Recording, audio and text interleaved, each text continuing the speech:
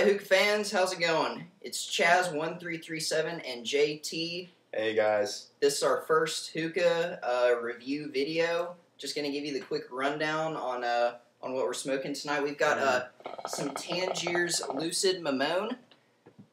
Smells delicious. Smells just like I love that smell. It's got a good citrus flavor, but the mint doesn't overpower it. What you see here the regular Tangiers cut, very rough chop, very dark, very juicy, standard of a Tangiers Lucid. If you're not familiar with it, Mimon is a play on words. It is a lemon mint shisha, and I just have to tell you, we've been smoking it about 10 minutes now, and it is absolutely astounding. Review then, shall we? Yeah, Tangiers Lucid Mimon, absolutely great shisha. The lemon and mint mix is just absolutely perfect. Eric over at Tangiers at Odyssey Lounge is an absolute artisan of his craft. He knows exactly what he's doing. The Lucid line, it's got a little bit less nicotine than the Nor line or OG Tangiers line, which packs a serious nicotine punch. I've got to tell you guys a little sidetrack story here. For a long time now, we've wanted to try smoking OG Tangiers, but coming from such a humid city where we used to live, it would never smoke for us, never once. We could never get it to acclimate. Within a few days of arriving here, though, we put on some OG, and it smokes fantastically. Back then, when we couldn't smoke OG, though, we would always turn to Lucid because it was perfect. I mean, of course, as Chaz over here said, it doesn't give you as much as a buzz due to the low nicotine content, but it's still good, and I would always recommend it for anybody. Yeah, it's definitely a great shisha. We didn't even use the Tangiers funnel bowl that you need to use for the Norline Tangiers. This is just a standard Egyptian. Just two of the cubed Coconaras and a wind cover makes it smoke like an absolute champ. No harshness. It's very smooth, but still a nice flavor on the palate. Well, I like to use the Reynolds HD foil, the heavy duty foil. Basically, I pack it just like I'd pack Alpaca or Starbuzz or whatever. Just kind of layer it into the bowl. Pack it just a tad over the top, and foil it. I'd say roughly 30 to 40 holes tops. Just very rudimentary, very easy to do. With Tangiers, you always want to poke more holes than with any other regular shisha. I'm not exactly sure why. You know why we do that? It's something to do with proper heat management. I don't know exactly why, but the reason that we like to use the HD foil though is because sometimes Tangiers can get a bit finicky with heat.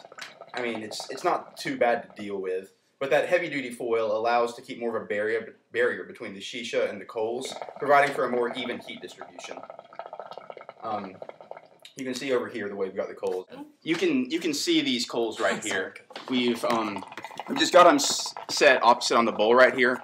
We haven't really moved them around yet. They've been sitting here for the entire time, about 15 minutes now. But every once in a while, you just want to move them so that to keep the heat over all the bowl and cook all of the shisha evenly. Other than that, though, I mean, it's pretty standard. You just want to make sure that if the bowl starts smoking, that you want to remove the coals. Let it cool down a bit and put the coals right back on there.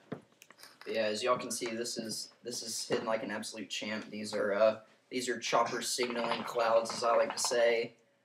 Great flavor, absolute great smoke. This has been in my stash now for a solid year. It has never let me down once. Great go-to smoke. Definitely going to be keeping this in my stash. Tangiers can smoke usually for about 2-3 rounds of coals. In a smaller Egyptian bowl, a little less time than you would normally get in a funnel, but that's just because there's less shisha that you can fit in an Egyptian bowl than the funnel. Yeah. Sometimes if you put too much heat on there, you can cook the top layer off, and that'll prevent heat from getting out of the bottom of the bowl. Sometimes what we like to do is if we feel like we need to get more clouds and we're not yet done, then we'll just take the foil off, take the top layer off, and pack it with some fresh shisha, and it's right back to normal, and you don't have to waste that extra shisha that didn't cook down at the bottom. It's a good method for saving some shisha if you're on a little bit of a budget. So JT, what would you rate this on a scale of 1 to 10? Well, we have so many flavors, and sometimes it's hard to pick favorites. Personally, I'm a big fan of like citrus or mint combinations. So Mimon ranks really high up there with my favorites. Something like Ramon Good Times, those kinds of flavors are the ones that are my go-tos. So for Mimon, out of 10, I'd have to give it a 9.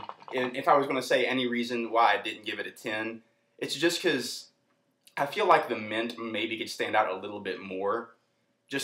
I mean, where it is really good. It doesn't overpower the lemon.